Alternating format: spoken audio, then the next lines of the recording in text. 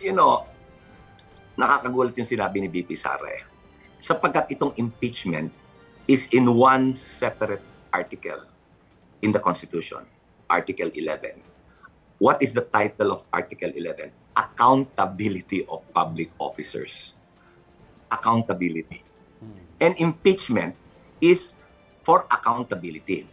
Ano ang mga relief na ibibigay dyan? Wala ho diyang kulong, walang civil damages.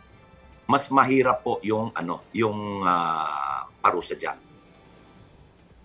Removal from public office and perpetual disqualification from public office. So, hindi ako sang-ayon sa sinabi ni VP Sara. Dahil ang Constitution mismo ang naglagay ng mekanismo for accountability of public officers. And ito po, in that same article, nandyan ho yung creation of the Office of the Ombudsman and so on and so forth. Pero ang una ho dyan, sa artikulong yan on accountability, is impeachment. So we're well within the bounds of our options. Ngayon, kung whether mahusgahan siya na guilty or not guilty, kahit ma-acquit yan, meron pa ring bukas pa rin yung pinto para litisin siya for plunder, malversation, bribery, and so on. Very specific po yan sa Constitution. Yes. A judgment of not guilty will not bar the government from suing or charging the impeached official for liabilities for plunder, violation of Republic Act number 3019 as amended, for malversation under the revised penal code, and so on. Okay, attorney, nagpapa-follow up lang yung aming news desk tukol dun sa tanong kanina tukol sa PROSEC panel. Syempre, yung mga congressmen, parang halos lahat yun humarap naman sa press ko nitong start ng week eh. So we saw them, meron ba kami mga inaasahan na dadagdag doon from the private sector or private na mga lawyers or mga bagong muka? Ang bagong mukha dyan ay yung papalit dun sa dalawa na original na 12 na public prosecutors sapagkat hindi ho sila pinala na manalo. Pero yung 10 will remain. Yung 10 public prosecutors. Ang papalit ho sa dalawa ay si Cheldrock, whose Akbayan party list signed the first impeachment complaint, and Laila De Lima. So, yun ho yung dalawang bagong mukha dyan.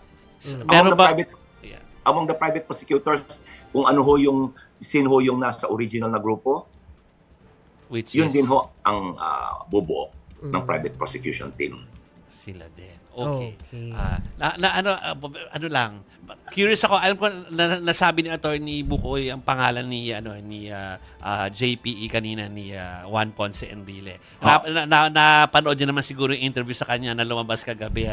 Hindi ko alam kung napanood niyo. Tatanungin ko muna kung napanood. Hindi ko na. Pero medyo medyo naguluhan siya doon sa itinakbo nung proceeding nung impeachment kung bakit napunta sa ganitong sitwasyon. At sinasabi niya, basically ang mensahe niya, proceed with the impeachment or tanong niya, itakbo na sa Korte Suprema. Pero dapat ituloy daw yung impeachment. Hindi ko kami, yung pagtakbo sa Korte Suprema is not on the table right now. Mas lalo hong maaantala ito. Number one. And number two, we are not even certain if the Supreme Court will take cognizance.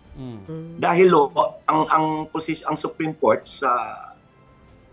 nung nakaraan, they will not just assume jurisdiction. Hindi ho pwedeng lahat sinusumbungan ng Supreme Court. Kung kaya hong resolbahin dito sa baba, mas mabuina mo na resolbahin dito sa baba. Yeah. And this is within the purview of the impeachment court now. Nasa sa kanila ho naman ang solusyon nito eh. Wala ho sa amin. Sila yung humahawak ng bola eh. Yeah. Sila ho yung ginagawa kaming tsubibo. Attorney, isa pa, may isang quote pa galing kay JPE kagabi. Sabi niya, Sara Duterte doesn't want to face impeachment trial. I agree. It seems, sabi niya. It seems. Tama ho. Kasi kung ano-anong balakid yung nilalagay eh. Okay. Yeah. So agree kayo doon? Agree Of kayo doon. course, tama ho yun. Dahil dapat ito isulong na. Masyado na matagal. And the clamor has been there. Mas umiigting pa ngayon eh. Yeah. Biro mo, lahat ho ng colleges of law, business clubs, pati ho ang clergy, ang Catholic Bishops' Conference of the Philippines, nagsalita na. Eh hindi ho basta nagsasalita yan eh. Pero they issued a statement already. Proceed to trial. I think nagkakaisa ho naman tayo dyan. I'm sure kayo, you feel the same way. Proceed to trial.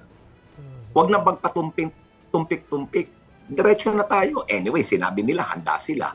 Eh di sige, handa kami. Dito rin na natin.